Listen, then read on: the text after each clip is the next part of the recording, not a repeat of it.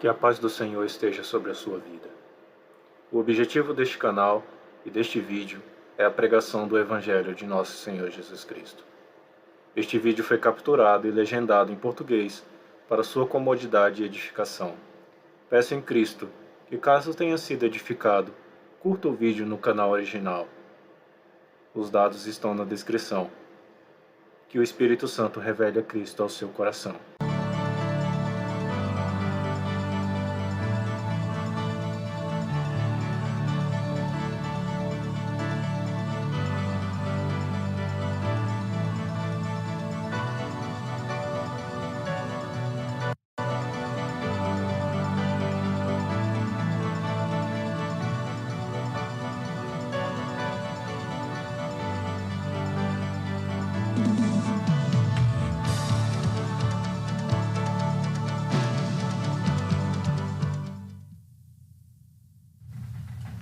Welcome to Precious Testimonies. I'm Kathleen Rasmussen, and I and my husband Norm will be hosting this broadcast for you today. And in the book of Psalms, chapter 96, verse 3, it says to declare God's glory among the nations and His wonders among the people. And that's what this ministry is all about. We have born-again Christians come and share or declare God's glory in their life and what He's done for them and how He's changed them and made them new from a life that they didn't want any part of anymore. And they became new, and now they're living for Him, and they're living to tell of what He's done for them. And today we have a very special individual who is going to be sharing about his life.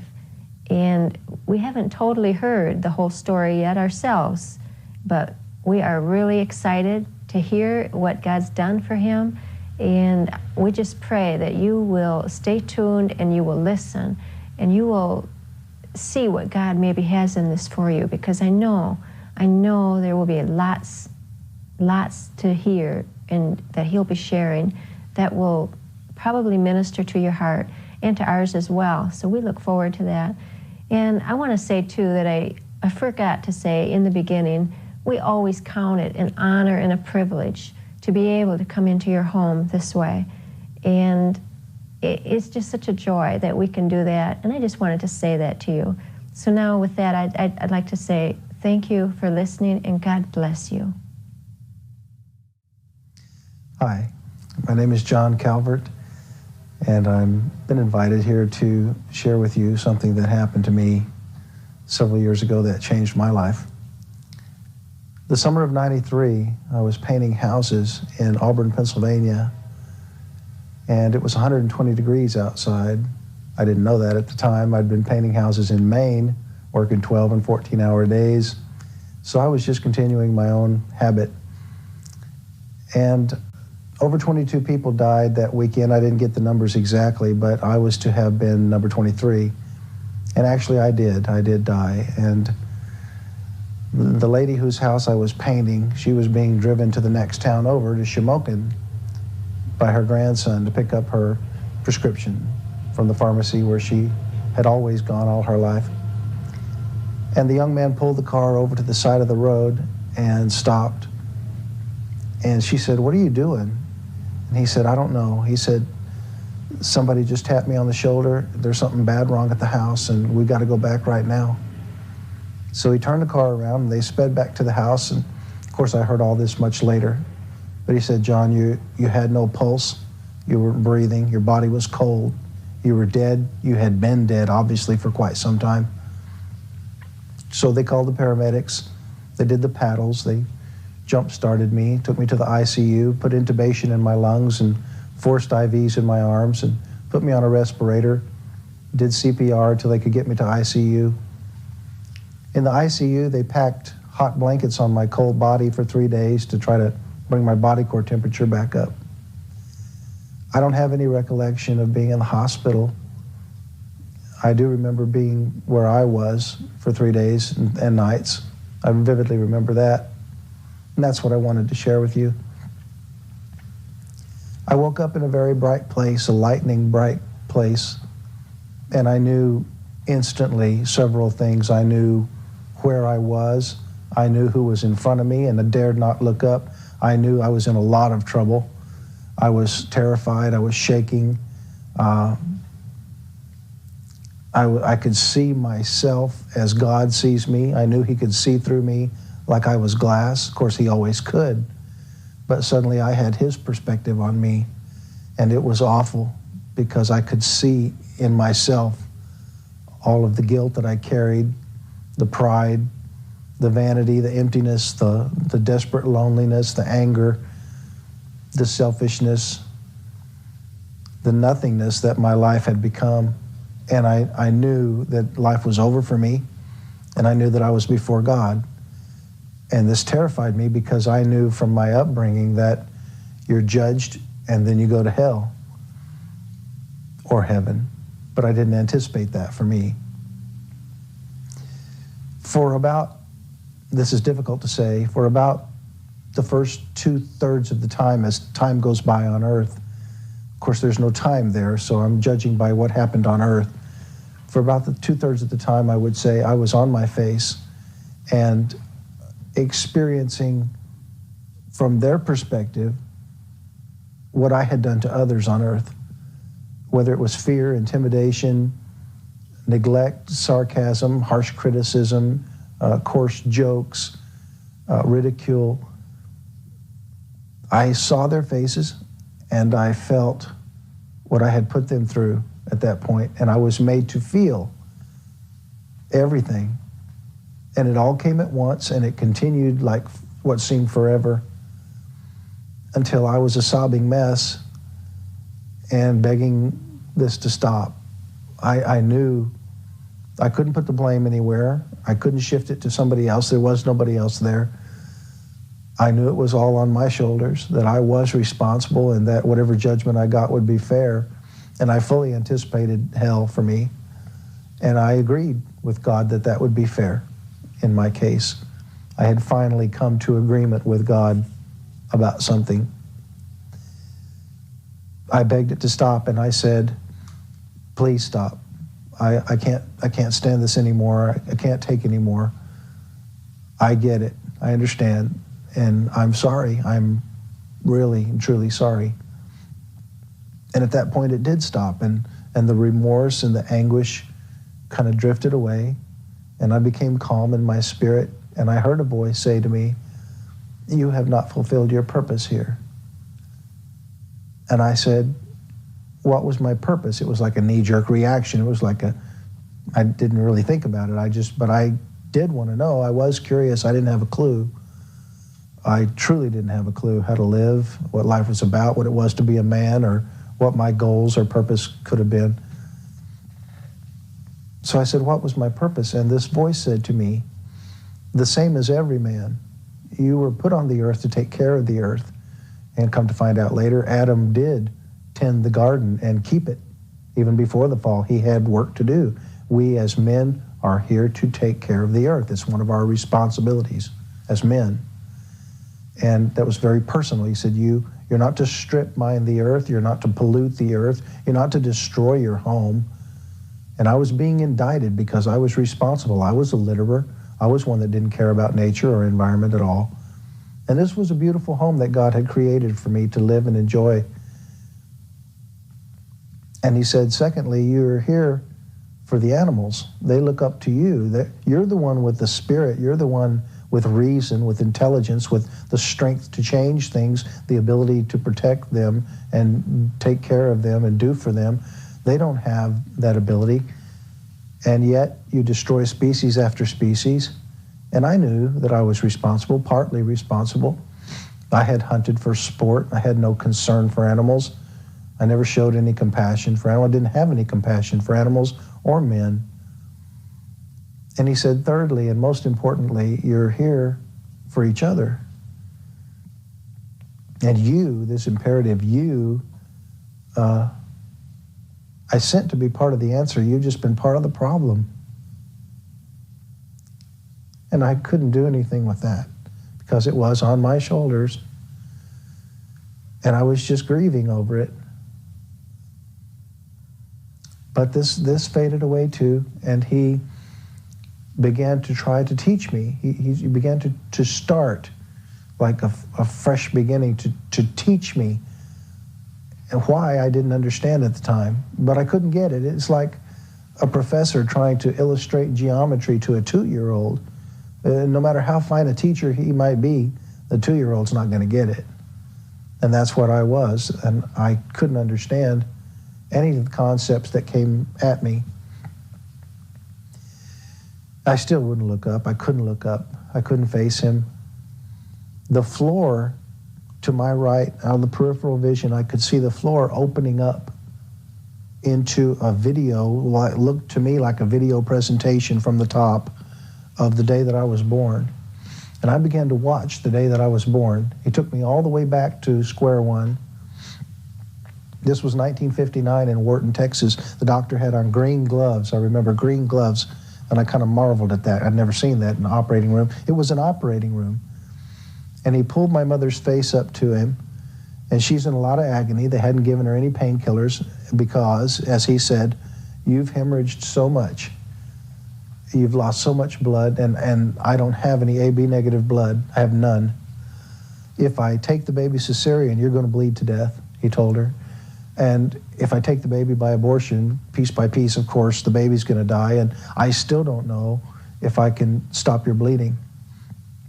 Tell me what to do, he told her. Tell me what to do. And 23 years old, my mother said,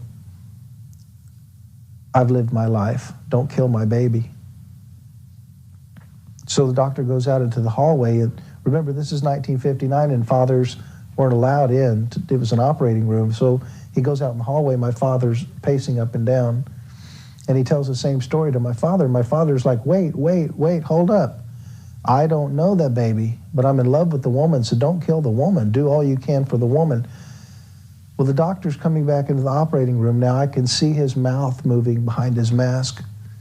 And I just know by seeing that picture that he's praying. He's really praying because he's desperate. He has been given 2 conflicting directives by both parents, and he's sworn to do no harm. Then he feels that someone's about to die, and he feels responsible. He gets back in the operating room, and there's a little old man laying on a gurney next to my mom on the operating table. And the doctor's livid. He says, what's he doing in here? How could you bring him in here? This is a sterile environment. He's screaming at the nurse. Of course, he's screaming because he's scared. And the nurse is scared too now. And she says, well, didn't you send him in here? And the little old man lifts his head and says, hurry, son, there's not much time. And the doctor's screaming at him. He's, time, we're out of time. They have no time. There's no time left. And the little old man says very calmly, I'm AB negative, give her a direct transfusion. And so that's what they did. And this scene fades out, and the floor goes back to solid white. And this voice says to me, I was there that day, and I saw you polluted in your own blood. And I said to you, when I saw you in your own blood, I said to you, live. He said, and by the way, who do you think tapped that young man on the shoulder and turned him around to come back and find you at your heat stroke? He said, that was me. And he showed me other instances, snapshots of my life where he had to step in to save me from destruction. The time I overdosed on heavy drugs, the time I woke up in the curve of an overpass because I'd driven too long and fell asleep, the time a man put his knife to my throat and threatened to kill me, and he stopped that situation. All my life, he'd been stepping in. And he said, but I'm not going to do that for you anymore. This is it for you. You're going to get it, or you're not going to get it. But this is absolutely your last chance to understand your purpose.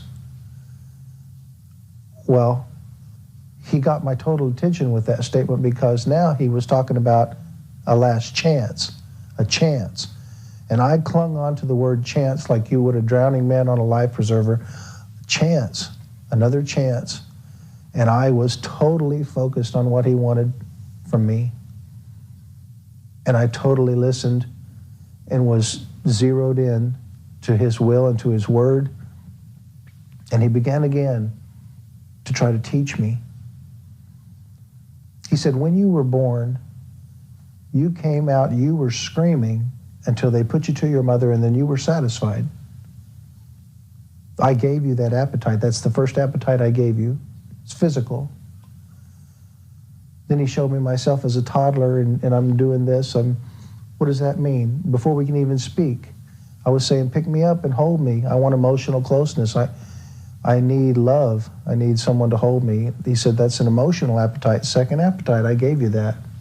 The third appetite, he showed me myself as a little bit bigger child saying, why, Daddy, why? I throw the ball up, it comes back down. The ball floats in the bathtub, but the cornbread sinks in a glass of milk. Why? It's an intellectual hunger. When our brain comes to life and our computer needs data, he said, intellectual, third appetite. He said, John, the fourth appetite that I gave you is a spiritual appetite, and you've been ignoring this all your life. And this is the reason why you overdo it on the other three. You're a workaholic, trying to feed that intellectual hunger. You're a bed hopper, trying to feed that emotional drive. You overdo it on cigarettes and booze and drugs and stuff, everything you can imagine into your mouth. Even cigarettes is a hand-to-mouth feeding mechanism, he showed me. You've been starving spiritually. And this is why you overdo it. This is why you're so out of balance. This is why nothing works in your life. And I looked at myself for the first time, and I said, you know, God, you're right. Well, duh, he would be right. But he didn't seem to mind that. He knew I was dumb as a box of rocks. I didn't have a single clue in the universe. I was dumb as a doorknob. This was my first inkling of what it was to be a man, the very beginnings of what to build on. He showed me other things. He allowed me to look up and wiped my tears away and accepted me. And I could tell that he really loved me. And it wasn't about right and wrong anymore. It was about he and I having a relationship. And this was the instant that I changed in my heart. And he began to show me things that I can't even put into words. How the universe is all one pattern, from an atom to a solar system to a galaxy to a group of galaxies. It's the same pattern. You can see it all the way up. How he stands back from time. He can see before the garden all the way past Revelations. He's not bound by time. We're bound by time.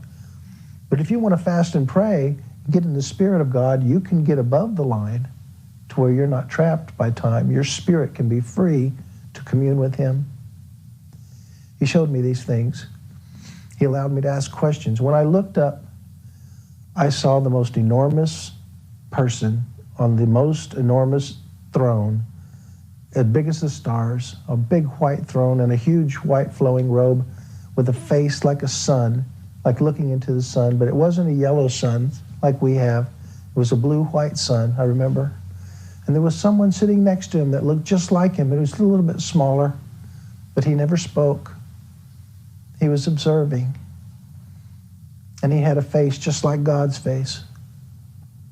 And he allowed me to ask questions, and I said, well, looking back on it, I wish I had said, well, what about Hindus? What about Muslims? What about Buddhists? What about, I had questions about those things, but it didn't occur to me at the time. I was dealing with accountability, and it occurred to me to ask, well, what about that native in Africa that's never heard about God, Jesus, Bible, church? How's he going to be accountable? He said, your perspective is wrong. When that native in Africa does what he knows is wrong, that's how he'll be accountable. He knows it's wrong to take his neighbor's goat. I put that in his heart to know. And when he goes against his conscience and what he knows is wrong, that's how he'll be accountable. He has conscience just like you have conscience. And what you mistakenly call intuition, he has it too, but it's not intuition.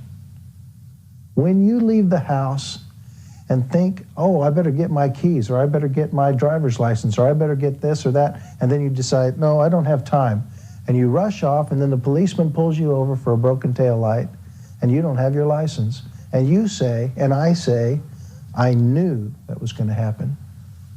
Why? Because he knew, and he was trying to tell you, but you just didn't listen. Women, when they're in the room with the wrong kind of man, they get this sick feeling, I better get out of here, I'm not safe here, I don't feel right here. Why? Because that's God trying to speak to you, to protect you. Men are given a greater physical strength to protect and defend. Women are given that greater voice of God to protect and defend. And when I fail to listen to my wife's intuition, what I call intuition, I suffer for it because she was put there to help me. Well, he went on. He said, when you receive the one that I will send for you, it will not be 50-50, as you've learned from man. This is not my will. It will be 100%, 100%. You will totally devote yourself to her wants, her needs, her occupational needs, her educational needs, her medical needs. You will delight and surprise and romance her, her clothing, her jewelry, everything about her. Attention, consideration. This will motivate her to seek for ways to serve you, and you will both be free from selfishness. And this kind of a relationship is the only way to represent Christ and his church, or my relationship with you.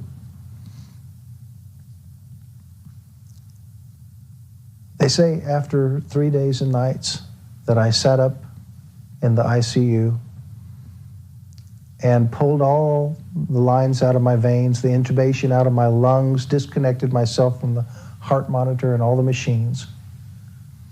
Because he had told me, your body cannot survive much longer without your spirit. I didn't really understand that, but all of a sudden, I was back in the hospital. I don't remember this either, because I was not well in my head. I was sick. A heat stroke is a literal stroke. I lost all of my childhood memories. Took me a year to learn how to walk and talk again. But I pulled out all of these machines and walked out into the emergency room and scribbled my name on a release form, they say. Walked out into the parking lot in my beautiful new hospital gown. I thank God I have no recollection of that day. And a pastor that I didn't know corralled me. He had been sent by a friend to pray with me. And he corralled me and took me to his home. I was there 6 weeks before I came back to myself, my senses. And when I woke up and came to myself again, I was in a little white chapel service on a hill in Auburn, Pennsylvania, surrounded by people I'd never met, sitting next to this pastor I didn't know, wearing a brown suit that wasn't mine. But I thought, hey, after what I've been through, this really isn't all that weird. I decided to go with it. I knew I was back on earth, and I was alive, and I had another chance to live for God. And a little old man was looking down at me saying, Brother Calvert, will you bring our message this morning? Now remember, this is a stroke. I couldn't lift my head. I couldn't lift my right arm. I had to drag my right leg. I couldn't speak right. And I kind of peered up at him like this, and I said, are you talking to me? I couldn't believe he was talking to me. And I heard a little voice in my heart that said, remember. And I was thrilled with joy at that point because I did remember. And because I could hear his voice in my heart. And I've been able to hear that voice ever since. And I knew I had relationship with my Father, and everything was going to be all right. And I pulled myself up with my good arm, and my head came up, and I got strength in my right arm, and my leg grew strong, and I stood and I preached to these people the reality of Jesus Christ and the love of God. And once through, I sang a little song. I don't know about tomorrow, but I know who holds tomorrow. And I know who holds my hand. And when I got through, I couldn't lift my head. I couldn't lift my arm. I had to drag my right leg because it was his time to minister. And it had nothing to do with me. It was just him. And it was the most beautiful experience of my life on earth to that point, to be used totally by God and to have nothing to do with it personally. He shared his message for those people, and he knew what to say to each one, and I was just a vessel. Well, this went on. Word got out. Pastors were calling this pastor's house where I was staying for the next 6.5 weeks. From every denomination, Nazarene, Baptist, Catholic, German Eldership, Church of God, Methodist, Lutheran, from every denomination, asking, will this young man come to our church? Can he come to our church? And of course, I was willing to go. It wasn't ever the same message, and it was always him. I got to liking that a lot. Well, the years went by. I left Pennsylvania, went to Arkansas, and then Texas, and eventually became a lieutenant staff officer in charge of investigations and training in the field for a security corporation, and a certified bodyguard, a licensed EMT. Because, see, I had made this deal with God. I'm not going to date anymore. I don't deserve to be around a lady. I don't know how to be around a lady. I have no clue as to understanding of women. And lest I offend again, if you want me married, send her to me. I'm not interested in any games, using or being used. I don't want to date. If you want me married, if you want covenant for me, bring her to me. This will be, remember, I'm stupid. This will be my sign. So 4 years goes by. And I'm just working, building myself up in my little job. Doesn't pay very much, but that's all I had to run with. And I was called in on a murder scene in Corpus Christi.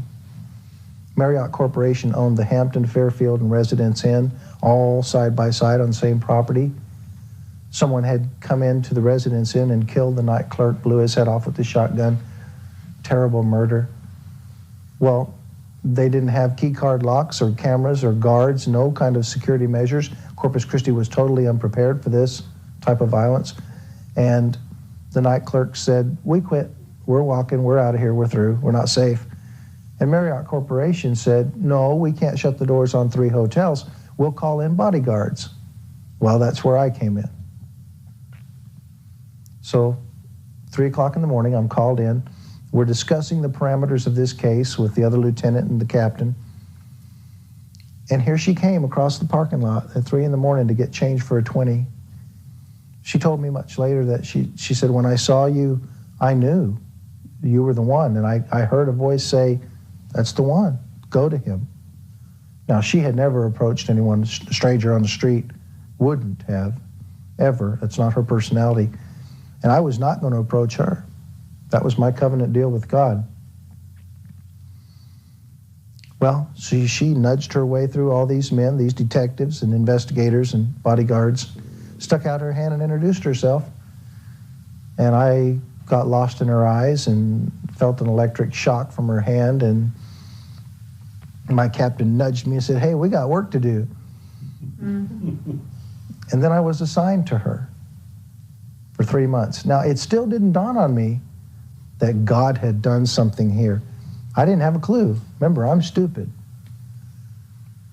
And so about 3 weeks later, as I got to know this girl in the workplace, with no sexual politics or dating or any of that, got to know her by spending so much time with her as her bodyguard, it began to dawn on me in reflection, hey, she came to me.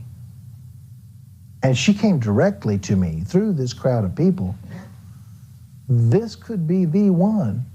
And I had to face that. I had to deal with that. And then as the weeks turned into months, I began to realize that I was in love with this girl. And I never had anything like that in my heart for a person and it totally messed me up. 40 years old, I went to my mom. I was crying. I was a mess. I said, Mom, I don't understand this. Tell me, how do you know if it's the forever thing? I don't want any games. I don't want to be used. I don't want to use anyone. How do you know if it's the forever love? And she was quiet a long time. And she said, well, son, can you live without her? And I thought about that. I had 40 years without her, but no, I couldn't get a picture of going back to work and her not being there. I couldn't live without her. Didn't make any sense. I said, no can do. She said, well, then you've answered your own question. So I ran to the store and I got the ring and I put it on the charge card and I ran to her house. She was just waking up, working nights, sleeping days. I was working nights too, but I couldn't sleep. I picked her up and I swung her around. I said, I just need to ask you one thing. She said, yes. I said, no, this is serious. She said, yes. The answer is yes. What took you so long? Again, she knew before I did. And the past 3 years has been the most beautiful time of my life that I can remember. Of course, I don't remember being a child. But it is just exactly what he said it would be when you let him do it. The Word of God says, he doeth all things well. When you let him do it. See, I'm going to be a little bit different tomorrow from the things that I learned today. So how do I know who I'm going to be 10 years, 15 years, 20 years from now? How do I know who I'm going to need 20 years from now? But I don't know, but he knows. And if you just release everything to his care, if you'll leave it with him and not pick it up again, if you'll trust him, trust proves love. Trust proves love. So if you trust him to be God and know what's best, he will come through. And it'll be so much more beautiful than you could ever do on your own. This is what I learned, along with the rest. But I think it's important now that I clarify something. I don't consider myself to be anything special for several reasons, not the least of which is I wasted 35 years. That's nothing to be proud of. And because I hear God's voice in my heart, that's nothing unusual either for Christians. If you're not a Christian, what happens is when you're born again, Christ comes into you and sups with you, and you with him. There's relationship there. But Jesus said, my sheep know my voice. They know me. They hear my voice. They follow me. This is not an unusual position to be in. There are thousands, maybe millions of Christians around the world that hear the same voice that I hear. This just happened to be my conversion experience. But it's not anything that's unavailable to you. This is his will for you as well. He wants relationship with everyone. God is not willing that any should perish. He made you. He died for you. He loves you. You may not be regenerated. You may not be born again, but you're still a child made by God, and to him you'll always be a child. See, I didn't realize until that day before him that his impression of me really mattered. One of the things he said to me was, you think I've been angry with you all your life. And I didn't even realize that I felt that way, but I looked inside and sure enough, he was right again.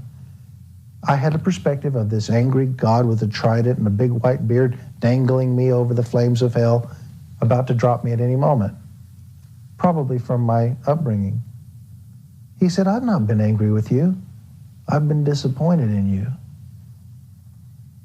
And I never knew until that instant that it was vitally important to me how he felt about me. Apart from going to hell, apart from judgment, apart from any right and wrongs or rewards or crowns, it's basically, fundamentally, the most important thing to me, how God, my Father that made me, feels about me. This is fundamental to every person on earth. We are created that way. We didn't come from monkeys. We came from the creation of God.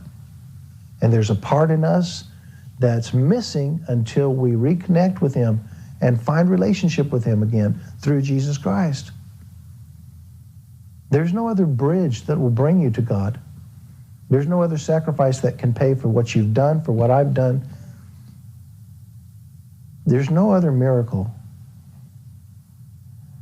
that can complete you, fulfill you, and fulfill your eternal destiny. You'll never truly be happy, never truly happy, until you find your purpose here. First thing he said to me, you have not fulfilled your purpose here. I didn't even know what my purpose was and could not know until I found relationship with Him and could communicate and commune with Him.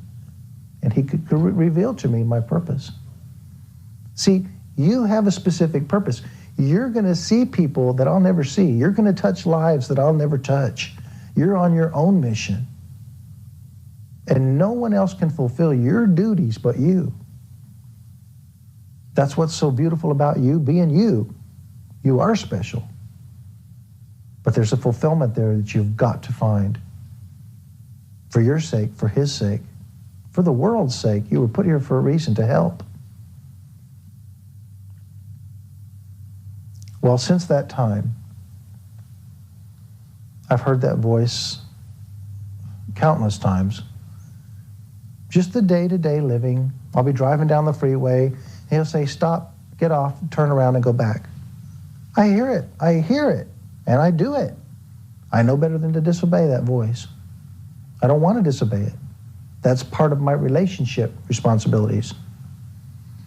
So I get off, and I turn around, and I go back, and He points her out, that little black lady digging in the trash can over there, gathering up cans. Go give to her. I hear this. So I go over to the convenience store, I pull up and park, get out, hand the lady $20. That's all I had on me. She begins to cry. Oh, my Social Security check got lost. They were going to turn off my heat. I've been praying about this. I said, well, He's been listening. He's been listening. He told me to come and give it to you. It's just that simple. Sitting on the couch watching a praise service, and I hear the voice, get up and go out. I'm out the door, pulling on my tennis shoes and out the door. I said, beach nut or Bissonnette? He said, Bissonnette. This was in Houston. So I'm walking down this dark street alone in Bissonnette, Houston, and here came a streetwalker, young girl, up to me. I don't know what she was thinking, but she approached me with a smile, and I just looked at her and said, don't you think it's time you had a relationship with Jesus? And like a little child, she looked up at me and said, yes. The tears started to come, and then something came over her eyes. The demon within, the devil that was tormenting her with prostitution, the bondage she was under, and she became frightened to death of me, like I was attacking her, and ran screaming into a wrought iron gate, trying to run through this locked wrought iron gate. It wasn't me, it was the Spirit of Christ that was tormenting not her, but the evil spirit that had control of her. And before I turned around and left, I said, remember, He sent me to you. Just remember, He sent me to you. I became a flight attendant. I've flown for a couple of different airlines. Most recently, I flew international for a very large airline. Sitting on the jump seat, it was grieving my spirit to hear these other flight attendants want to share their lifestyles of ungodliness and their coarse jokes, and just became grieving to my spirit because I care about them. I have a concern for their soul, but I can't communicate the love of God while they're involved in lewd talking and filth. So eventually my wife just said, John, why don't you put the shoe on the other foot? You know, why don't you smarten up? Why don't you share your lifestyle with them? You're proactive as a flight attendant. Why don't you get proactive with people on their personal level? Be first. I thought, well, why did I have to hear that from her? I should have figured that out. See, but He sent me her. He sent me her. I needed to hear it. So then I began to share what happened to me in 93. And whoever didn't want to listen would get up and leave. Or they would tune me out, or they'd tell me, I don't believe that, I'm not interested in that. And I'd shut up. But many times, I'd look at them and the tears are just rolling down their face. Because really, in their heart, they wanted what I had, restored relationship with their Father. And one man that was living an aberrant lifestyle, he said to me, you've made me rethink my whole life. You've made me re-examine what I believe. I don't think I believe what I thought I believed. I said, well, that's the start. God's just waiting to hear from you anytime. And while we're on that, God will take anything you bring him. He'll take your anger. You can be angry. He'll take your disappointment. You can sob out to him. You can cry out to him. You can be sad. It's okay. God will take your praise. He'll take your adoration. He'll take your frustration. He'll take your needs, the problems that you're experiencing, your financial hardship, your marriage problems. He'll take anything you bring him. He just wants you to bring him. Just come to him. Relationship. Well, eventually I met this flight attendant named Chris Freds. And after she heard the story, she said, would you mind coming to my house and sharing this, what happened to you, with some friends of mine? I'll have a little barbecue and you can. I said, sure, where do you live? Grand Rapids. Well, that's a 3-hour drive, but that's okay. Sure, I'll come. So we did that last summer, and I showed up, and she had 52 friends in her backyard. This was not a little barbecue, and I was nervous because it was a group of people. But I shared, like always, just what happened. And while we're on that point, the Word of God says, we'll overcome by the blood of the Lamb and by our testimony. Well, we know what the blood of the Lamb is, but how do you overcome by your testimony? It's this way, as far as I know.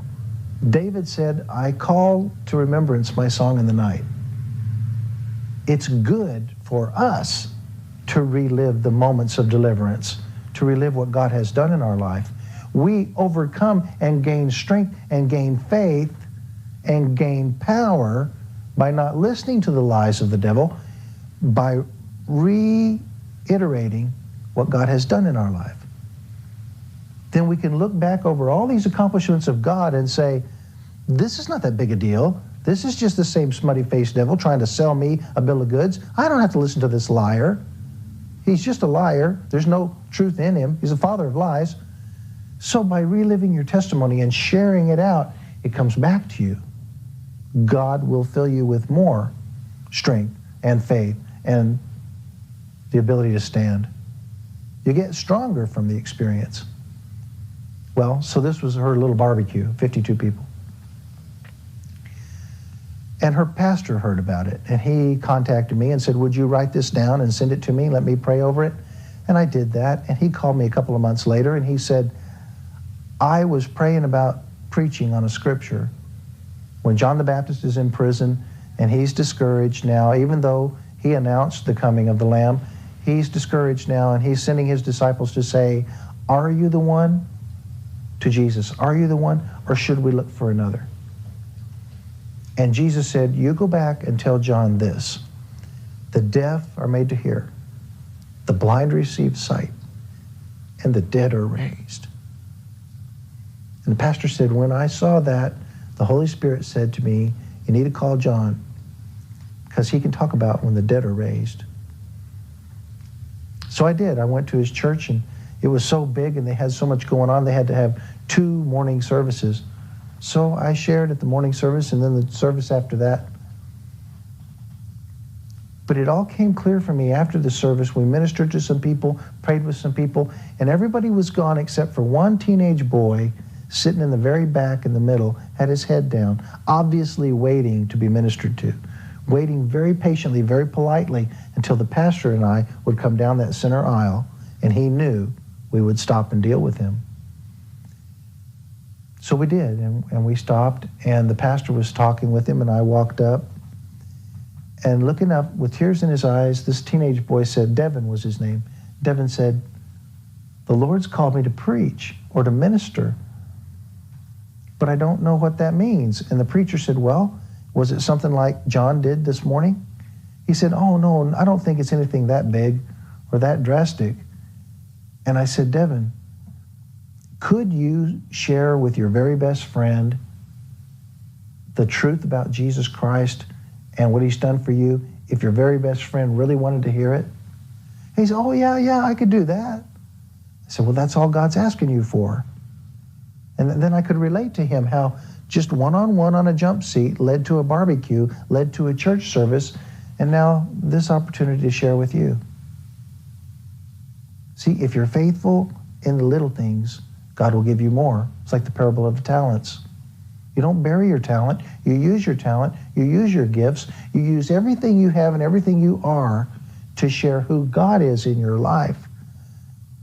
He said, in all thy ways acknowledge him, and he will direct thy paths.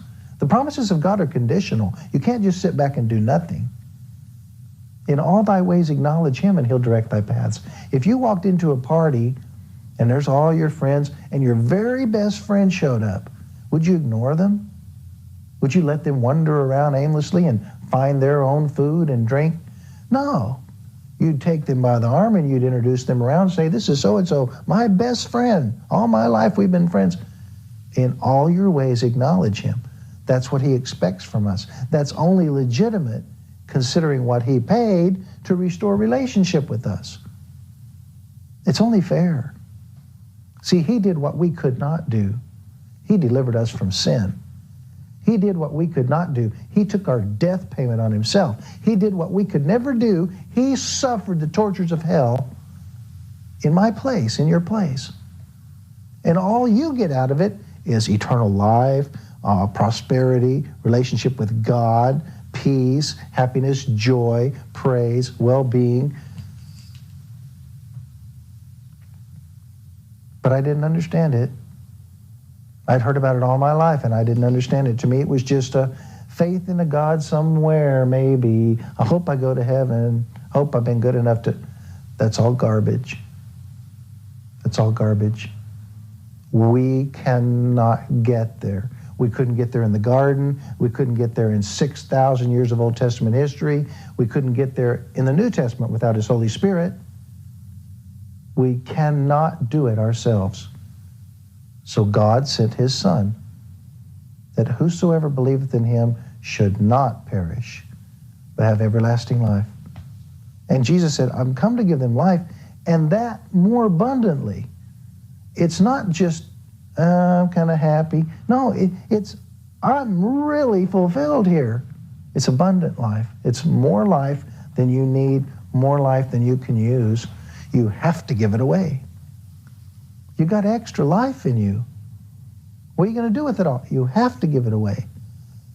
You want to reach out, not just to the planet, not just to the animals, to each other. See, if we had the love of Christ around this world, be a lot less dying, be a lot less warring, killing.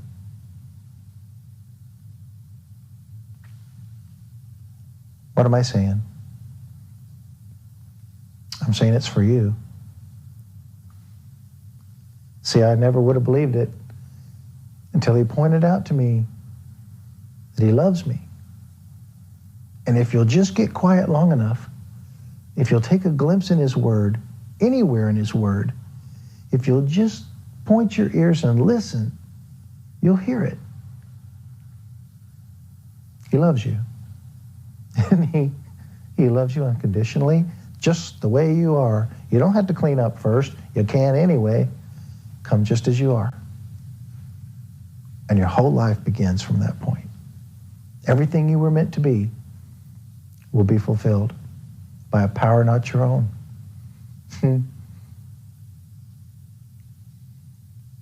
Thank you.